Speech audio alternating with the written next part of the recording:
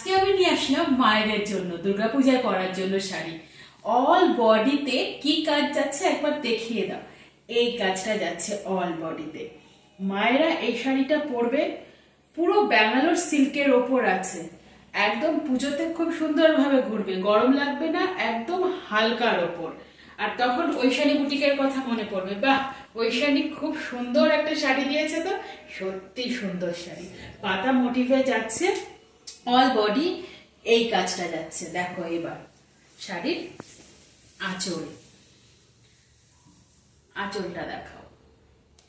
এইটা হচ্ছে আঁচলের কাজ, আঁচলের কাজ। এবার দেখবে তোমরা ব্লাউজ পিস, এটা এই কাজটা যাচ্ছে ব্লাউজ পিস।